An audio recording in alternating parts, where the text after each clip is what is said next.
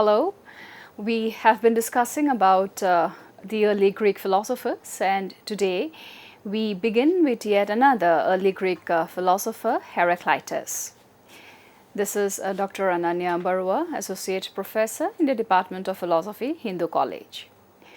Our focus today would be on Heraclitus's theory of becoming. Before we get started, let us quickly revisit as to who Heraclitus is. Heraclitus of Ephesus occupies a pivotal space in the intellectual genealogy of Western philosophy, known to antiquity as the obscure or the dark. His aphoristic style and paradoxical formulations have both intrigued and eluded systematic exposition. Yet, beneath this linguistic density lies a radical ontology, a vision of the cosmos governed not by stasis but by perpetual change, which is everything flows or panta rei. Today's lecture aims to first contextualize the epithet of becoming, b.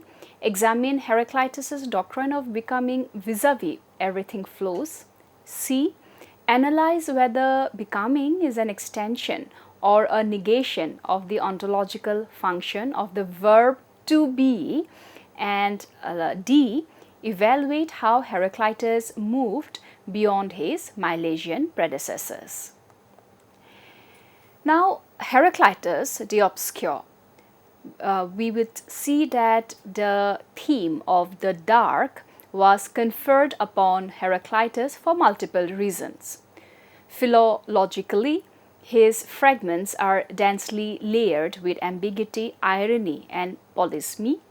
Philosophically, his commitment to paradox, as when he asserts, quote, "the path up and the path down are the one and the same," unquote, defies common sense dichotomies. This obscurity is not incidental but methodological.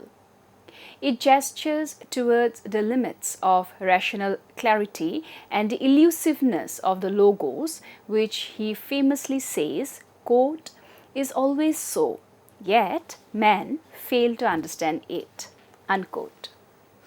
From a hermeneutic standpoint, Heraclitus's darkness may be read as an intentional provocation.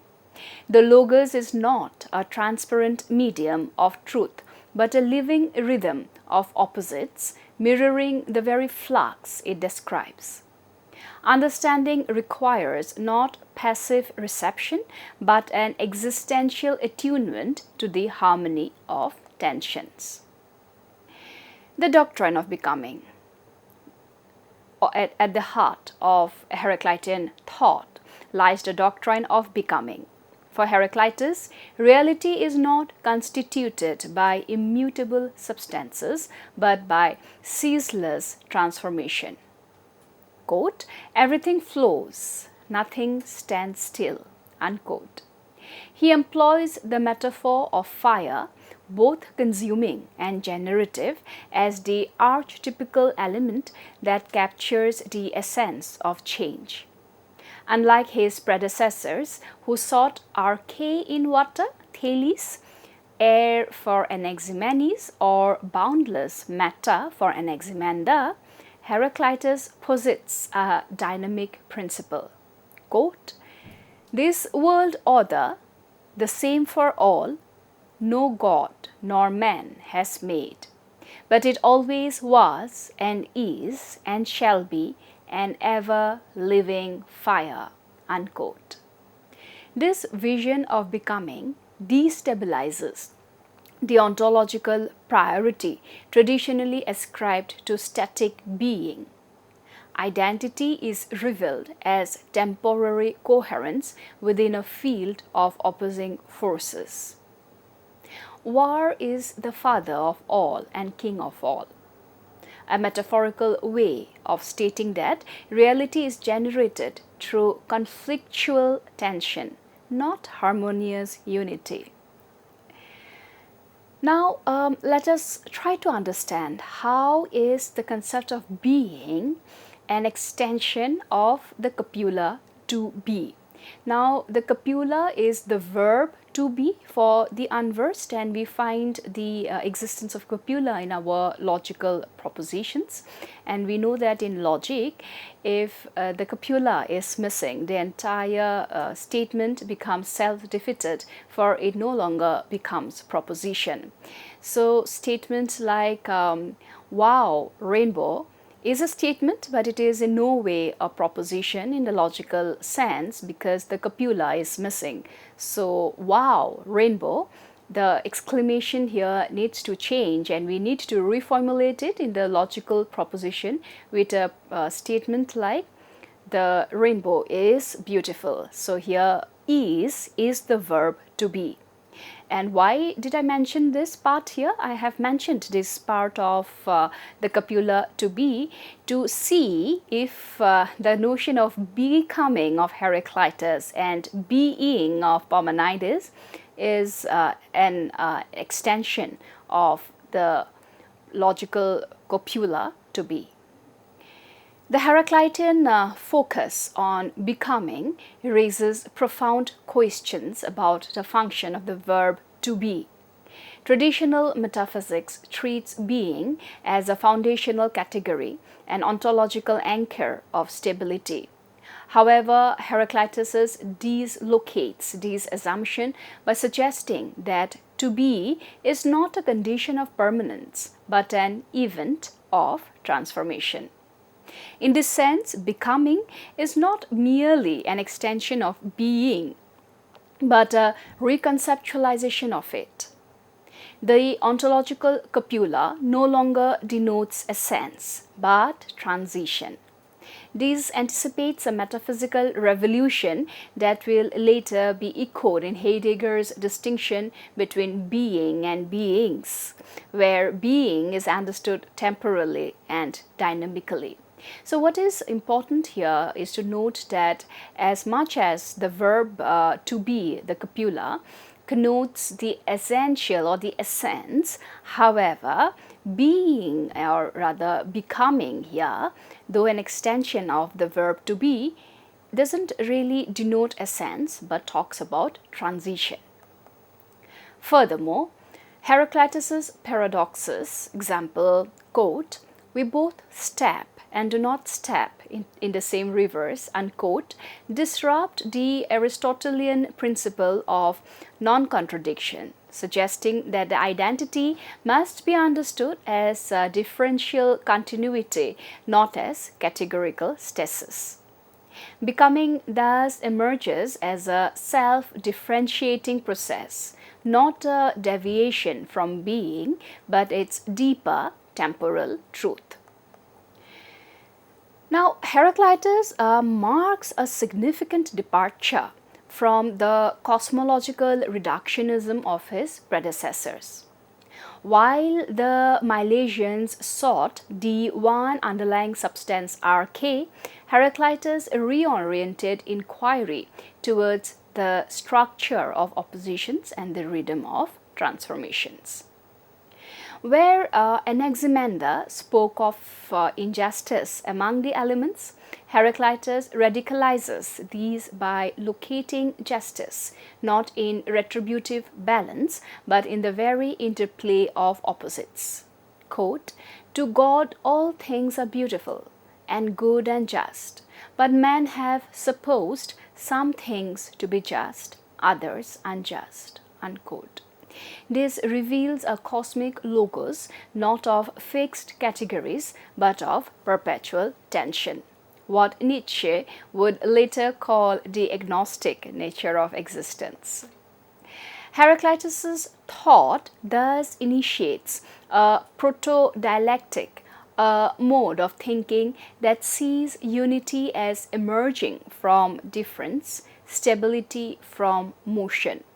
In doing so, he anticipates not only later Greek dialecticians such as Plato and Hegel, but also modern process philosophers like A.N. Whitehead. Now, the question that should be bothering all of us at this stage is, how did Heraclitus come up with the theme of becoming? Heraclitus developed the theme of becoming through empirical observation of nature. He noticed that everything in the world, from rivers to seasons to human emotions, was constantly in motion. Secondly, through dialectical reasoning. Instead of seeking permanence as earlier thinkers like Thales did, Heraclitus embraced conflict and change as the essence of reality. 3. Critique of static ontology. He rejected the Milesian quest for a fixed arche or origin and replaced it with fire, a symbol of transformation. For Heraclitus, reality was not composed of stable entities, being, but of a dynamic process of transformation, becoming. Thus, the question then is, how is becoming juxtaposed between being and change? So please note, becoming is not a happy translation for change, though loosely it is so used. Becoming is definitely more than just plain change. And again, in the same breath, nor is becoming an antithesis of being. It is in a sense juxtaposed between being and change. Think of being as a static identity and change as motion or transformation. Becoming is the ontological space where identity and change coexist. It is not the negation of being, but it is temporal unfolding, and this is where it is important. For one which is becoming is not negating being, but it is continuing. They are both coexisting, where identity and change coexist. Now, if we talk about the concept of being, becoming and change, if you talk about stability, we see that being, as displayed in the PPT here, being is all about stability. Becoming, on the other hand, is stability through transformation. Change, however, is about instability. And this is where I had said becoming is juxtaposed between being and change, and becoming cannot be just translated as plain change. Secondly, if being is ease, becoming is both is and is not, and change is not or is no longer. Last but not the least, if being is substance, becoming is a process and change is an event. Now, these changes or these clarifications are essential for all of us to understand that becoming is in the form of the Venn diagram, the middle part between being and change. So to say that becoming is an antithesis of being will be wrong. Just to say that change and becoming are identical will also not be quite correct. Further, the question that should again bother all of us is becoming the Venn diagram in between being and change? Absolutely. And this metaphor is quite powerful. Being is what persists. Change is what transforms. But becoming is what persists through transformation. I'm repeating here again. Being is what persists. Change is what transforms. And becoming is what persists through transformation. So we see that in becoming, both change and being are present. So Heraclitus doesn't deny that things are, but he insists that they are by virtue of changing. Becoming is a unity of opposites, a philosophical twilight zone where night and day meet not in contradiction but in tension. If we see the PPT displayed here about the notion of becoming, I think we will be more clear. The Venn diagram that is being posited here, the segment one is of being, the other is of change, and then comes becoming. So becoming comes as a part of both being, stability, and change, transformation, and that what makes becoming becoming. So becoming is the transformation through stability and in process, which makes it becoming. Further in this PPT, I had just about mentioned about dawn and dusk and as experiential metaphors for becoming. So dawn, we understand, is a transition from darkness to light. Becoming is the conceptual parallel, which is transition from non-being to being.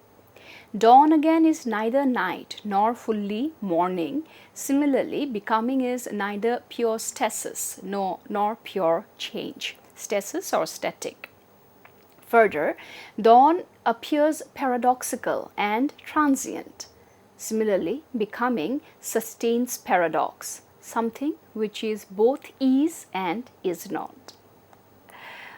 Similarly, with dusk, light fading into darkness and becoming with the conceptual parallel is being dissolved into change. Under dusk again, it still carries the remnants of daylight. With becoming, it is identity persists momentarily even in dissolution. Further, in dusk, it is ambiguous, beautiful, fleeting. Similarly, becoming is ephemeral and foundational to the rhythm of existence. So, Heraclitus would see both dawn and dusk as prime metaphors of becoming because they embody contradiction without collapsing into either pole, just as fire both consumes and creates. Dawn and dusk are thresholds, liminal moments where being and change converge in the experience of becoming.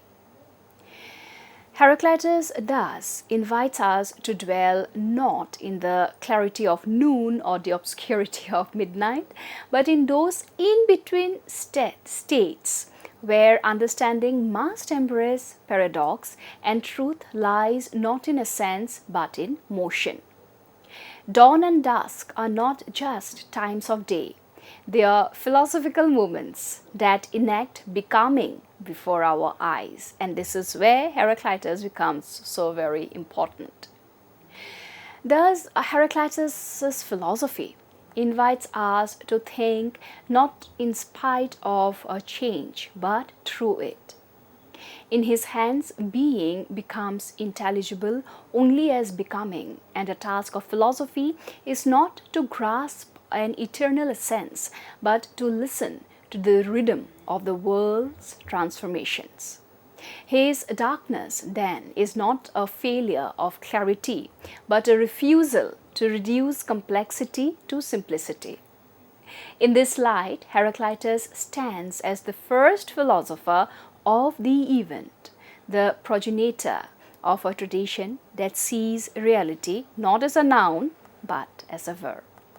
Now, for some of the contemporary books or readings which I think are important for the enthusiasts of Heraclitus to fall back upon are Charles H. Kent's work entitled The Art and the Thought of Heraclitus, which is the Cambridge University Press, 1979. Also, Heidegger's work, Introduction to Metaphysics, Yale Press, 2000.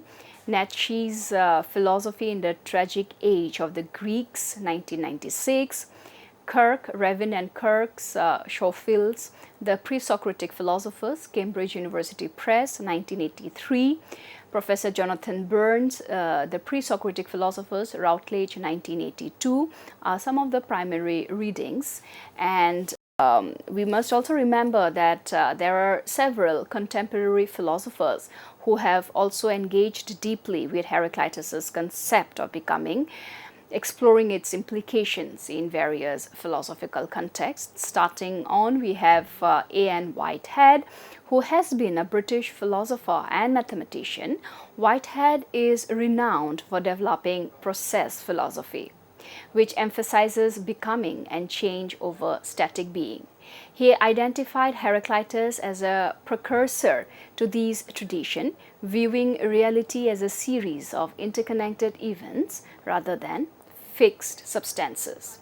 We also have someone called a Greek-French philosopher, Kostas Exelos.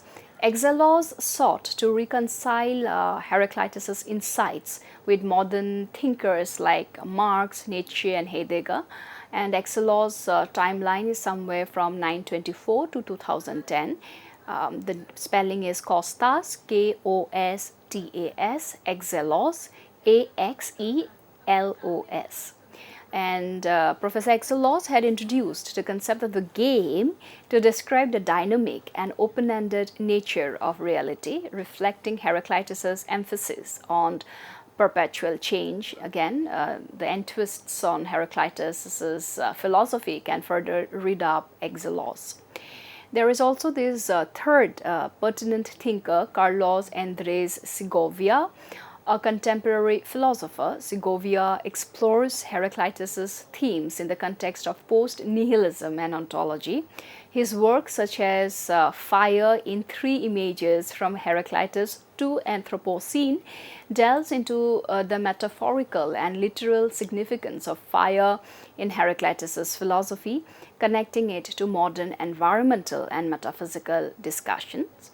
Carlos, again the spelling is C-A-R-L-O-S, Andres, A-N-D-R-E-S, Segovia, S-E-G-O-V-I-A. We also have this other thinker, Brian Masumi, who is an American philosopher, B-R-I-A-N, Brian Masumi, M-A-S-S-U-M-I. Masumi is known for his work on affect theory and process philosophy. He emphasizes concepts like emergence and becoming, aligning with Heraclitus's view of reality as constant flux. Masumi's writings include semblance and event and parables for the virtuals, explore these themes in depth. Last but not least, there is also this thinker called Jan Zwicky, Jan-Z-W-I-C-K-Y, Jan Zwicky, who is a Canadian philosopher and poet. Zwicky challenges the dominance of analytical reasoning in philosophy, advocating for a lyric approach that resonates with Heraclitus's aphoristic style. Her book, Lyric Philosophy, explores the interplay between poetic and philosophical thinking, reflecting Heraclitus's enigmatic expressions.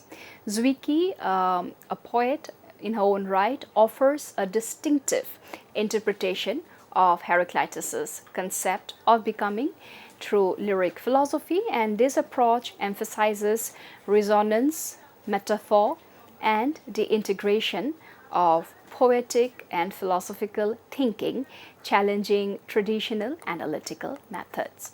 So these are some of the important modern philosophers who have extensively worked on Heraclitus, and should anyone be interested, you should definitely be going ahead with that. We continue more in our next lecture. Thank you so much.